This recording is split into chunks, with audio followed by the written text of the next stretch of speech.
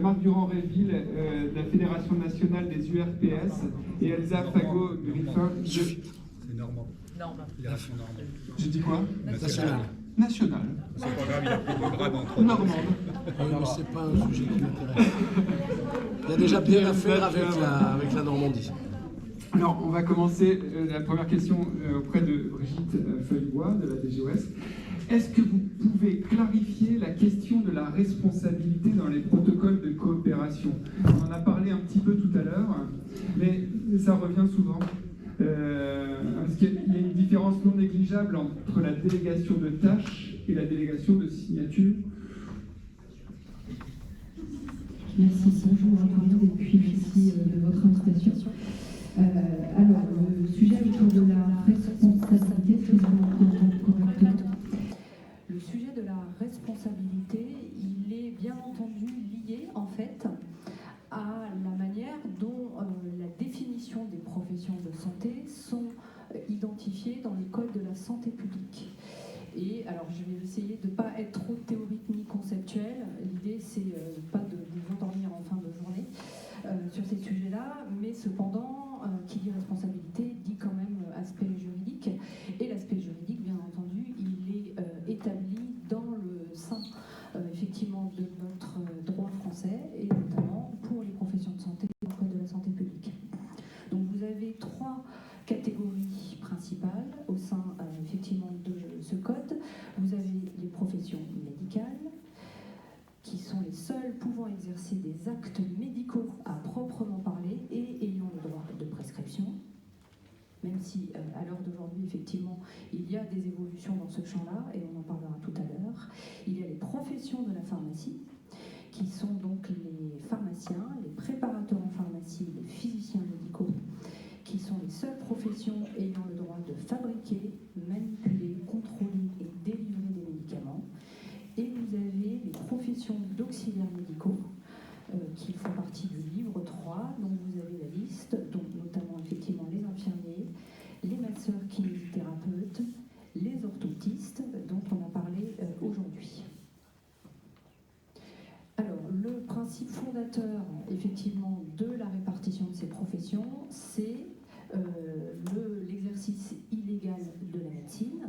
Donc, certaines professions ont effectivement la possibilité, dans un champ qui est défini par la loi, de ne pas effectivement exercer de façon illégale la médecine, comme les pharmaciens ou les auxiliaires médicaux, qui ont la possibilité effectivement de réaliser un certain nombre d'actes ou d'activités qui va leur permettre, dans leur champ de droit commun, d'exercer ce qui relève du monopole médical. Et donc, effectivement, lorsque l'on évoque le champ dérogatoire, qui effectivement est une manière de réintégrer dans le droit commun la possibilité pour les professions non médicales d'exercer des activités qui relèvent normalement de l'exercice médical, à ce moment-là, effectivement, nous rentrons dans le cadre des protocoles de coopération qui permettent au niveau législatif d'autoriser un certain nombre de professionnels, que ce soit donc les pharmaciens, les préparateurs en pharmacie ou d'autres auxiliaires médicaux, par le biais de protocoles de coopération, de déroger, donc juridiquement parlant, à l'activité qui relève de leurs droits législatifs, identifiés effectivement par leur appartenance à un groupe professionnel, qu'ils peuvent effectivement opérer entre eux des transferts d'activités ou d'actes leur permettant effectivement de redistribuer ce qui relève normalement du monopole médical. On est bien là dans un champ dérogatoire à l'exercice habituel du droit commun pour les professions qui sont citées dans cet article. Par rapport au sujet de la délégation de signature, qui effectivement, en tout cas, ce qui est pertinent là de décrire, c'est qu'il y a la possibilité, effectivement, pareil, puisqu'il y a des textes réglementaires qui vont permettre à certaines personnes d'avoir droit droit à une signature à la place de quelqu'un d'autre. Donc il y a bien un acte juridique qui va permettre effectivement d'avoir une responsabilité engagée sur le plan juridique pour les professionnels qui vont potentiellement effectivement avoir une signature, soit effectivement mettre en œuvre des activités qui relèvent jusque-là effectivement du monopole médical. Par contre, donc ça c'est ce qui est dérogatoire, donc je vous ai fait effectivement un élément de synthèse pour redéfinir à quoi correspondent les protocoles de coopération. On est bien dans de la dérogation juridique à un exercice jusque-là légal pour une profession en tant que telle. Mais du coup, cette dérogation juridique donne lieu à une délégation. La délégation est l'acte ou l'activité qui va être confiée au professionnel qui va mettre en œuvre l'activité qui lui est déléguée par le délégant. Jusque-là, n'hésitez pas, si vous avez des questions, si je vous perds, n'hésitez pas à m'en faire part. Donc, c'est la philosophie des protocoles de coopération qui, effectivement, permet, par le niveau législatif, d'intégrer, effectivement, des activités qui relèvent d'un exercice normalement exclusif. Les conditions, c'est une démarche volontaire, on en a parlé aussi aujourd'hui, avec, bien entendu, une initiative qui effectivement est une initiative d'équipe, qui n'est pas une initiative individuelle, hein, bien entendu. Et on est dans un champ réglementaire, c'est-à-dire que les protocoles, au-delà effectivement de la possibilité d'avoir une activité qui va être délégable, d'un délégant vers un délégué, il y a bien un arrêté d'autorisation qui est un arrêté ministériel. Cet arrêté ministériel permet effectivement aux professionnels qui vont s'engager de façon volontaire dans ce dispositif d'être en capacité et donc du coup d'avoir la sécurisation leur permettant effectivement d'avoir cette dérogation juridique. Par contre, ce qui est quand même aussi la condition fondamentale, c'est bien entendu que les professionnels et les équipes se déclarent via effectivement une plateforme qui est ministérielle, qui permet effectivement de référencer les professionnels qui vont être intégrés dans un protocole qu'ils souhaitent mettre en œuvre.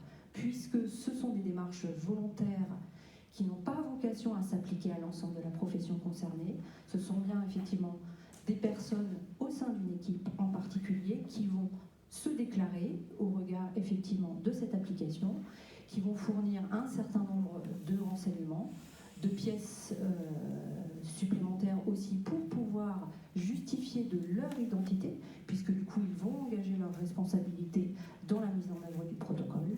Mais du coup effectivement cette déclaration est un élément fondamental aussi pour identifier les personnes, les équipes qui vont mettre en œuvre ce protocole, puisque, comme je viens de vous le décrire, c'est bien une activité juridiquement dérogatoire, donc il faut avoir ces éléments de traçabilité pour pouvoir sécuriser l'exercice en fait de ces professionnels au sein de ces équipes et bien entendu ces professionnels volontaires. Voilà, je m'arrêterai là pour ne pas effectivement emboliger la suite du débat.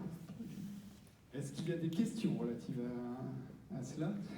Peut-être une petite question supplémentaire concernant la rémunération des IPA. Je ne sais pas si c'est... Est-ce que c'est le sujet? Non, c'est pas le sujet. On va passer le micro à Jacques Frichet alors. Jacques, du protocole de coopération en MSP au protocole de coopération en CPTS, comment on peut articuler les deux? Et qu'est-ce qu'on a identifié déjà comme problème? Mais déjà dans la question, lever une ambiguïté, on pourrait penser qu'il y a deux sortes de protocoles. Il n'y a qu'une sorte de protocole, bien entendu. Il y a deux façons de les aborder, ces protocoles. Il y a les protocoles par l'équipe de soins primaires, effectivement, sous forme en particulier de maisons de santé, et puis abordés par les CPTS. Ce qui vient tout de suite à aborder effectivement la problématique des missions d'une CPTS et des missions d'une MSP. Je pense qu'il faut partir de là. Une MSP, c'est un lieu où on délivre des soins coordonnés, pluriprofessionnels. Une CPTS, c'est un espace où on organise l'offre de soins de santé sur un territoire. Ce sont bien deux définitions différentes. Par exemple, une CPTS peut favoriser, faciliter, améliorer l'accès aux soins. On voit bien que pour ça, c'est à peu près déjà pour définir, on fait les soins, la CPTS, on organise l'offre. C'est deux choses différentes. Et puis, on voit bien que dans les degrés nationaux de coopération, enfin les prérequis pour ces protocoles, on parle bien d'abord d'équipes de soins primaires.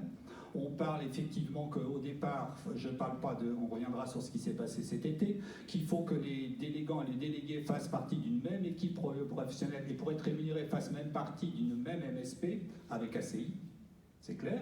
Il faut partager un même système d'information labellisé avec des licences nominatives, il faut des formations qui soient faites, et puis il faut des protocoles de délégation voilà, pour des actes pour les médicaments et pour les arrêts de travail.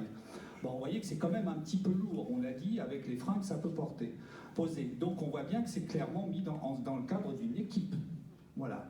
Alors on se pose la question qui s'est passé cet été où, à travers le 29 juillet, un décret apparaît avec la mission Braun en disant on va étendre ça au CPTS. Bon. Et à ce moment-là, de quoi on a besoin? Enfin, je veux dire que il me semble que s'il y a un minimum prérequis, si on veut faire des protocoles dans de bonnes conditions, il faut minimum un système d'information efficace, que les données, vous parlez de traçabilité, il faut quand même qu'il y ait cette traçabilité, à travers quel outil on peut le faire. Et puis, je dirais, sans parler de problèmes techniques, il faut quand même une confiance, une connaissance mutuelle entre acteurs. La délégation de signature, de donner des ordonnances toutes faites et des arrêts de travail avec des gens avec qui je ne travaille pas, je trouve ça un petit peu problématique. Donc on voit bien qu'il y a eu, à mon avis, je le traduis comme ça, c'est mon opinion personnelle, un peu d'emballement autour de ces histoires de protocoles en CPTS. Je trouve qu'il faut faire extrêmement attention à ça. D'autant plus qu'au point de vue fiscal, je répète que simplement, la CPTS, c'est une association de services publics territorial avec des missions bien définies, dans lesquelles l'effectuation des soins ne rentre pas. Donc faire payer par une CPTS des actes de soins, c'est pas que dérogatoire, c'est normalement, c'est antinomique, c'est pas possible. Hein, et ça, le fisc n'a pas été interrogé, je pense, là-dessus. Donc moi, je serais extrêmement prudent sur ce genre de questions. Donc je pense qu'on voit bien que, abordés par les MSP, c'est là où on les fait, les CPTS, c'est là où on peut les organiser. Alors à quoi ça sert les CPTS? Vous allez me dire, ben, c'est ce que vous faites aujourd'hui, c'est l'APSAR, ben, qu'est-ce que vous faites la promotion, vous les faites connaître, vous les favorisez, vous les diffusez, vous faites qu'aussi vous avez des moyens financiers pour payer, pour indemniser des professionnels qui vont prendre du temps à élaborer ces protocoles, mais vous n'allez pas payer les effecteurs de ces protocoles. Donc on voit bien que ce sont deux façons de faire totalement complémentaires. C'est vraiment, à travers les protocoles, vous avez bien vu que le sujet principal de mon intervention, c'est entre MSP et CPTS. On voit bien que ce sont deux dispositifs totalement distincts, mais qui doivent être totalement complémentaires. C'est vraiment là-dessus qu'il faut qu'on travaille. Une CPTS sans MSP, ça va émettre des vœux pieux, il n'y aura personne pour les effectuer, donc ça sera sans résultat. Une MSP un peu mature s'intéresse à son territoire par définition. L'Oasis s'intéresse à son désert, hein, ça c'est voilà. Et donc si ça se passe pas bien autour, on est interpellé. Et on voit bien que s'occuper de son territoire sans avoir les moyens efférents qui sont ceux qui sont donnés à la CPTS, ça prive quand même beaucoup la MSP de moyens de faire. Donc je pense, voilà, moi, les problématiques sont là, de bien définir les rôles de chacun, de chaque dispositif. Je pense que c'est pas un problème, c'est tout à fait plutôt enrichissant que les uns et les autres travaillent ensemble. Et plus qu'on est dans un cadre de CPTS, qu'est-ce que peut faire aussi la CPTS? C'est ce que va faire l'APSAR, j'en suis persuadé, c'est ce que fait déjà nos amis de Sextant, c'est qu'ils favorisent l'émergence d'équipes de soins sous forme de MSP sur leur territoire. Parce qu'ils ont bien compris que plus il y aura des MSP, plus leurs actions seront efficaces et que les choses vont bien se dérouler. Donc on voit bien que l'exercice coordonné pluriprofessionnel se décline, mais qu'il faut vraiment qu'on voit bien quelle est la place de chacun, être très clair là-dessus. Moi je pense qu'il y a un flou artistique. Tout d'un coup, on met un cahier des charges extrêmement lourd pour les maisons de santé pour faire des protocoles. Je pense que ça a été suffisamment soulevé que c'était quand même un peu compliqué. On se demande parfois s'il y avait une véritable volonté de diffuser ces protocoles. Et tout d'un coup, on nous sort un truc hyper light, sans assurance juridique, sans assurance fiscale. Je trouve ça un petit peu... Voilà, excusez-moi, c'est une opinion personnelle. J'étais un peu énervé là-dessus, mais voilà, j'essaie en tout cas d'être très clair. Moi, je pense que je suis très favorable, vous l'aurez compris, à ces protocoles. Simplement, je pense que si on veut les diffuser, si on veut que ça marche et que ça soit pérenne, qu'on fasse les choses très clairement, très honnêtement et très proprement. Et on partage. Merci. passer le micro à ta droite. Peut-être des questions par rapport à ce qui s'est passé, pardon ou non? Allez, on continue, il est tard. Monsieur Durand-Revy, en tant que représentant de toutes les professions de santé, quel est le rôle de la Fédération des URPS dans l'accompagnement des CPTS? Et comment on peut imaginer son accompagnement dans la mise en place effective des coopérations interpro? Excusez-moi, ça devrait le faire quand même. Vaste problème. La Fédération des URPS, c'est donc la fédération de toutes les unions régionales des praticiens de santé qui regroupe toutes les professions de santé. Je ne vais pas toutes les citer de peur d'en oublier, mais j'en oublierai pas. Bien sûr, les médecins, les infirmiers, les kinés, les orthoptistes, les dentistes, les pharmaciens, les sages-femmes, les orthophonistes, et je pense que je les ai tous. Et les labos et les biologistes.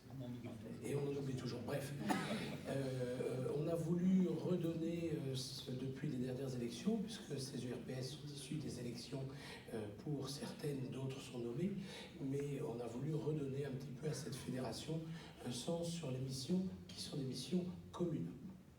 Donc on s'est donné, en fait, c'est un secret pour personne, trois axes. Le premier, c'est effectivement favoriser l'émergence des CPTS et d'apporter notre aide à chaque fois que celles-ci sont évidentes dans un territoire. La deuxième, c'est favoriser la lutte contre l'épuisement professionnel, parce que c'est un vaste sujet, et je pense que c'est un vaste sujet qui a été porté catégorie par catégorie, et en fait c'est une fausse façon de le faire. Les épuisements professionnels touchent chacun d'entre nous, quelles que soient les professions, et donc la main tendue et la façon de l'aborder doit être en tout cas partagée. Et la troisième chose, c'est communiquer. Communiquer sur quoi? Sur les actions des différentes URPS, les actions de la fédération et les rôles sur ce qui est leur compétence, c'est-à-dire une compétence régionale. La fédération des URPS n'est pas une fédération rouennaise, n'est pas une fédération havraise, n'est pas une fédération cannaise, c'est une fédération régionale. Et pour ça, on travaille avec les partenaires comme les CPAM, l'ARS, tout le monde. En fait, je pense que la charge, le travail à faire pour organiser les soins dans notre région est tel qu'on a besoin de tout le monde et qu'on a besoin de travailler ensemble. Et je pense que c'est le but de la fédération des URPS.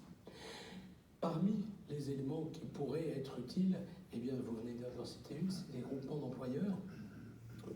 Pourquoi pas? Il y a d'autres, c'est fait dans d'autres régions. Donc, qu'est-ce qu'un groupement d'employeurs? Un groupement d'employeurs, eh bien, c'est une association. Alors, elle est portée en général par plusieurs associations, soit une URML ou une URPS médecins libéraux, soit une fédération, soit les deux, soit une fédération aussi des MSP. On a plusieurs exemples dans le centre Val-de-Loire, on a un exemple en Pays de la Loire, et donc il s'agit de déléguer la gestion du personnel et la gestion humaine, à la fois dans son côté administratif, mais aussi dans son côté financier. C'est un gros travail, puisque pour le moment, c'est une chose qui avait été évoquée il y a 5 ou 6 ans par l'URML et qui n'avait pas trouvé sa place, probablement parce que les CPTS n'étaient pas encore là, mais également parce que ça nécessite une masse critique. Il s'agit de mutualiser ces ressources humaines. Dans la plupart du temps, ce sont des assistants médicaux aujourd'hui, mais on a d'autres choses qui sont possibles, et de mutualiser à la fois le travail que ça demande d'être employeur, et une MSP n'a pas forcément la capacité d'être employeur pas d'être employeur, elle a la capacité d'être employeur, mais de gérer les ressources humaines avec toute sa difficulté d'une dizaine d'assistants médicaux.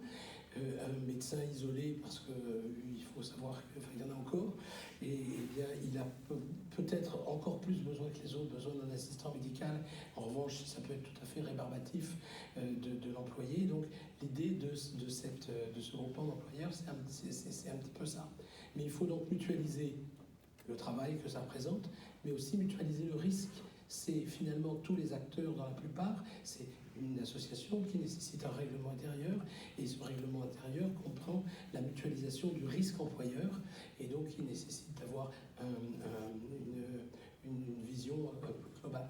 Donc je pense que ce serait un joli challenge qu'on peut se fixer pour la fédération. Aujourd'hui, la fédération seule n'en a ni les ressources humaines ni les moyens, mais comme je vous le disais, c'est pas quelque chose qui se fait seul, et donc on va vraisemblablement en parler, et puis je pense qu'il faudrait bien qu'à une échéance, parce que les projets qui seront lancés dans Vague ne servent à rien, il faut se donner des échéances et de se dire, écoutez, une mandature de RPS, c'est 3 ans.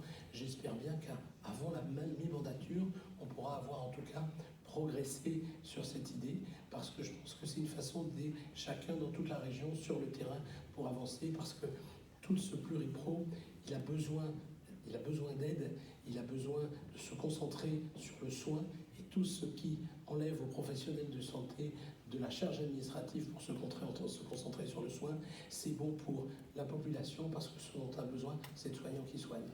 J'espère que je vous ai apporté une partie de la réponse. Très bien.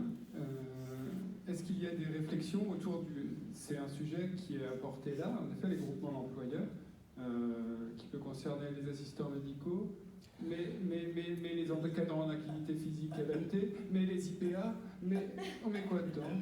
Les secrétaires, mais tout ce qu'on veut. Et pourquoi pas des médecins salariés ou des infirmières salariées? Vous avez votre créneau là, c'est bien. Oui, enfin, j'ai que tout le bras.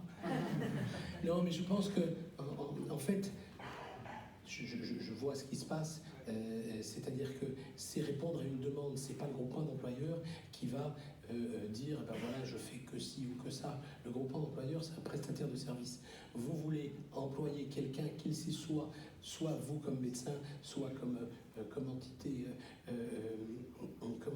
organisée, eh bien, vous voulez déléguer votre gestion humaine, eh bien, quelle que soit la possibilité, le groupement d'employeurs va pouvoir le faire, à condition que vous acceptiez que ça a des frais, la plupart du temps ça a des frais, et que ce soit une mutualisation du risque.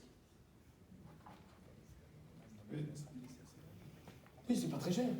Le problème, c'est plutôt, je pense, c'est les mutualisations des risques. Les risques employeurs.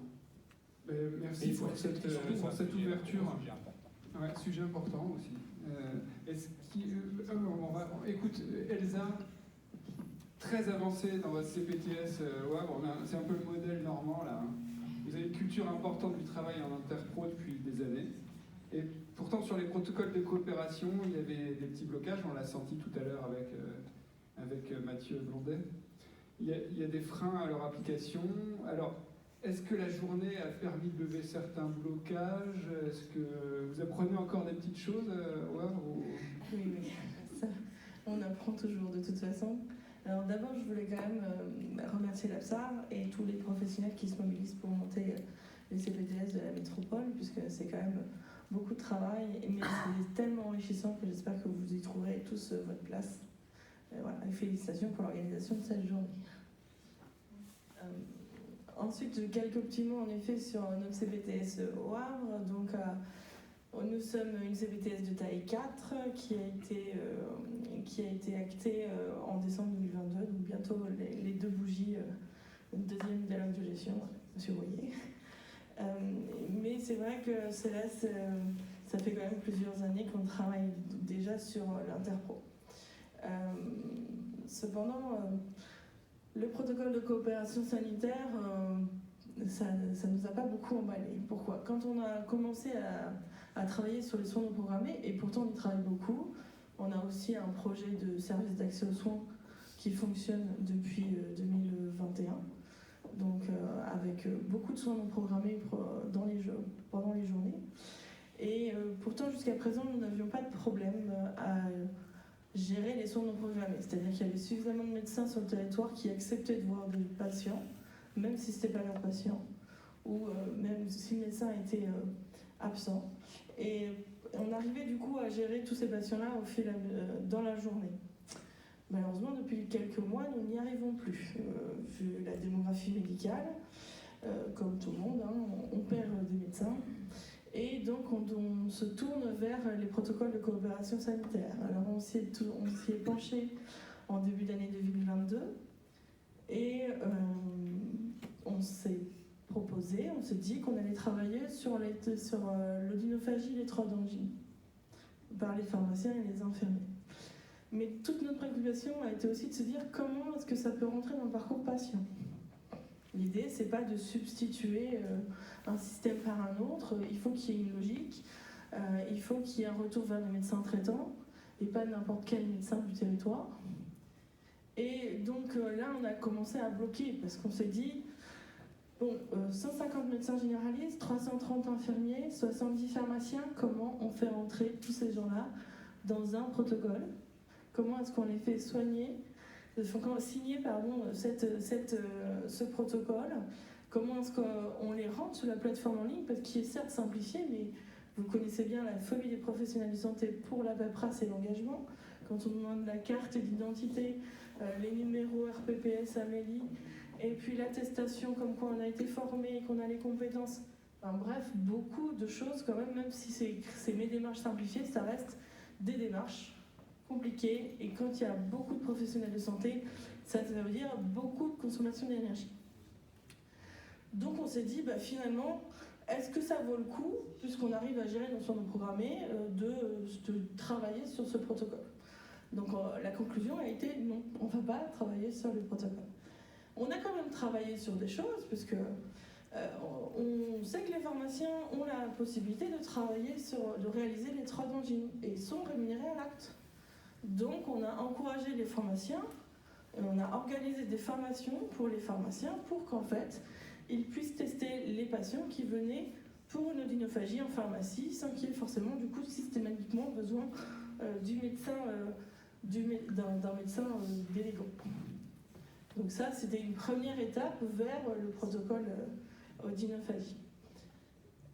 Est arrivée ensuite, en effet, la mission Brand et les sollicitations insistantes pour les CPTS mettent en place les protocoles de coopération sanitaire.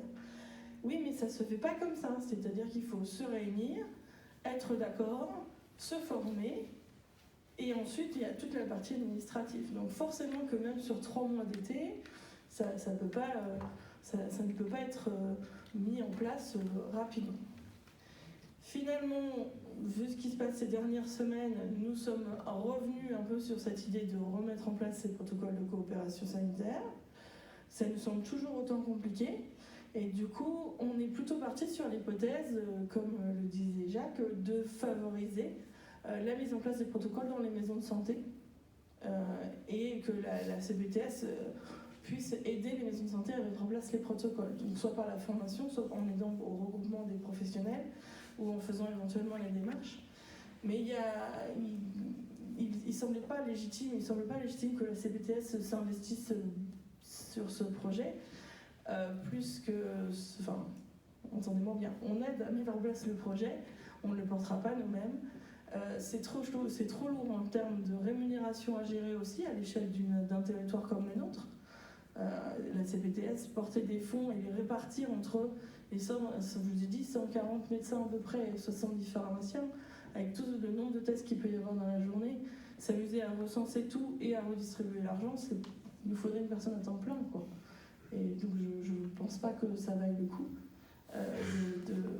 de faire ça. Donc pour l'instant, on est parti, on reste sur la continuité de nos actions, former les professionnels de santé qui le souhaitent à ces tests. On est en train on a un groupe de travail entre les maisons de santé du territoire qu'on réunit tous les 3 mois. Et donc on va on va leur proposer de les aider à mettre en place des protocoles dans leur territoire. C'est vrai que pour ma MSP par exemple, c'est 8 médecins et 5 pharmaciens, c'est pas du tout la même ampleur que la CPTS taille 4. Voilà, donc on y vient, mais tout doucement. Pas à pas. Voilà. Avec quand même cette gestion au quotidien par la coordinatrice de la MSP sur la rémunération, elle sera beaucoup plus simple que quelque chose au niveau de CPTS qui nécessiterait un outil, une automatisation importante, quoi. pas à pas et vous vous appuyez sur les MSP existantes et vous engagez, vous encouragez la formation de cette petite structure. Et aussi, voilà, depuis le début des CPTS, on organise un accompagnement à la création d'une maison de santé. Et donc sur le territoire, plusieurs projets de MSP voient le jour chaque année. Eh bien, merci. Est-ce qu'il y a des questions dans la salle? Ou ailleurs, ou au-delà?